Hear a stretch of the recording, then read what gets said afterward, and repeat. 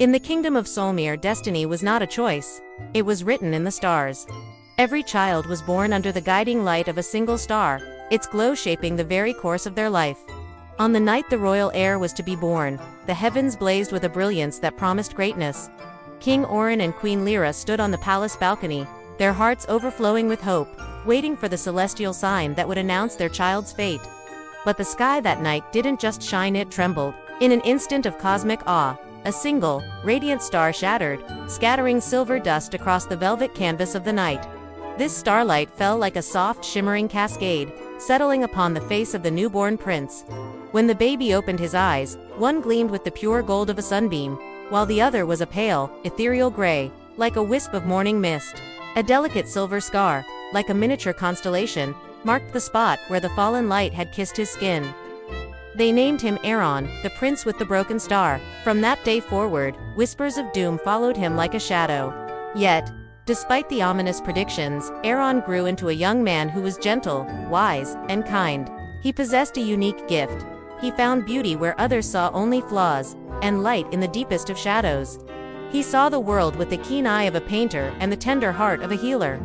He would spend hours listening to the servants' stories, playing with the children in the courtyard, and sketching the forgotten wonders hidden in the corners of the kingdom. But in the grand, echoing halls of the palace, the court whispered. A flawed prince, they would murmur behind their hands. A broken destiny. Every time Aaron overheard their hushed words, his bright smile would falter, just for a heartbeat. He learned a hard lesson early in life. The world often worships perfection and forgets the quiet strength of compassion. He poured this painful truth into his art. A trampled flower, broken yet still reaching for the sun, became his favorite muse. In its imperfection, he saw a resilient beauty that the courtiers, with their polished words, could never understand. Across the great river of clouds lay the kingdom of Lystra, a land where beauty was law and mirrors were its throne. Princess Amara was celebrated as the fairest of them all. Songs of her unparalleled beauty were sung in lands far and wide. But beneath the endless praise and adoring gazes, her heart was achingly lonely. Every reflection that stared back at her from the polished mirrors of her chamber seemed to offer only empty admiration. Each smile she gave herself felt hollow, distant, as if it belonged to someone else entirely. One quiet night, as she gazed at her own flawless image, she whispered to the glass, "If everyone loves my face, who will ever love me?" Then came the storm that would change everything.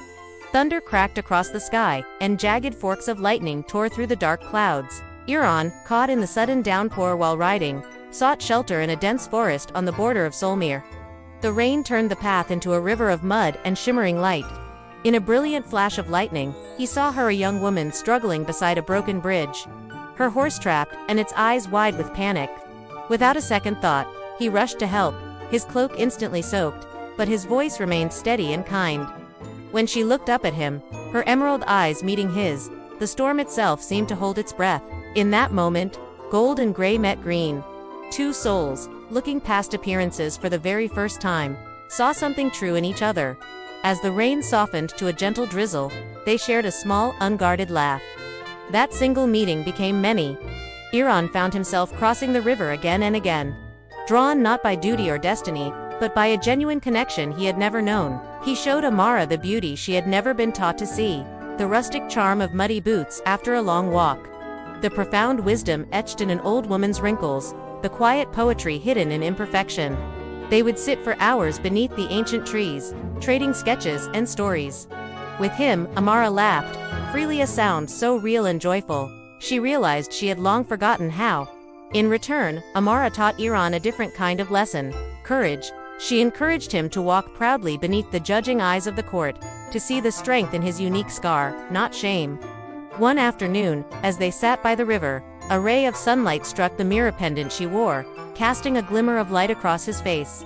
In that flash, his scar shimmered, not as a flaw, but as a beautiful, intricate constellation, unique to him alone. But secrets have short lives in royal courts. Soon, rumors of their meetings reached King Orin, and the heavy hand of duty demanded obedience. The king, fearing the clash of their two worlds, forbade his son from seeing Amara again. Lystra's obsession with perfection, he declared, had no place in Somir's world of quiet truth. Aaron's heart shattered beneath the impossible weight of loyalty and love. Still, he rode out one final time to say goodbye beneath the sorrowful light of the moon. He left her with a small wooden bird, hand-carved and fragile, a symbol of the freedom they had found in each other, and of a love that was strong even in its silence. In the days that followed, Amara stood once more before her countless mirrors. Her physical beauty was unchanged, but her heart had been utterly transformed. Now, she saw not perfection, but the hidden cracks beneath it. She saw the lonely faces and frightened eyes hiding behind flawless, polished masks. Aaron's world had opened her eyes. True beauty, she finally understood, was not something to be admired from a distance, it was something to be shared. Holding the small wooden bird in her hand, she turned away from the mirrors and left the cold, empty palace behind. Her path no longer led toward vanity, but toward truth.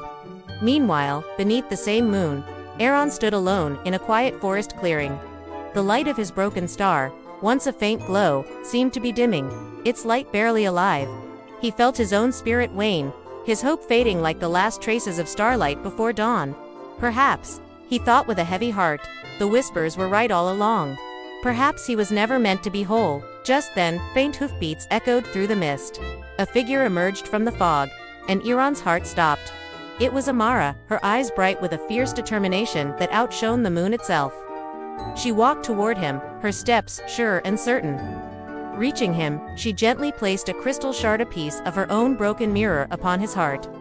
As her fingers touched him, her touch glowed with the warmth of all the healing and hope he had awakened within her. In that instant, the heavens erupted in a silent, blinding explosion of light. The shattered star in the sky above them blazed anew, its light swirling and dancing, brighter and more magnificent than it had ever been before. Her love had mended what even the sky could not. The star was whole again. In its radiant glow, Aaron's eyes shone in perfect harmony, one gold, one silver, and the scar on his face was no longer a mark of brokenness, but a faint, beautiful shimmer of light. Their union brought the two kingdoms together at last. Somer's truth and Lystra's beauty, once seen as opposites, finally became one. Fireworks lit up the night sky as laughter and music filled the air. The people celebrated, their hearts lightened, the barriers between them finally gone. Together, Aaron and Amara ruled not by the cold law of perfection, but by the warm, guiding light of love. Their story became a legend, a tale whispered from one generation to the next. And high above, the once broken star shone whole and bright, its eternal glow a promise to all, that love has the power to make even the most shattered things shine. And so, the prince with the broken star became a legend, not because he was born perfect, but because he learned to love perfectly. Thank you for watching this story unfold. If it touched your heart, please like, share, and subscribe for more tales from our channel. We appreciate your support more than you know. See you next time.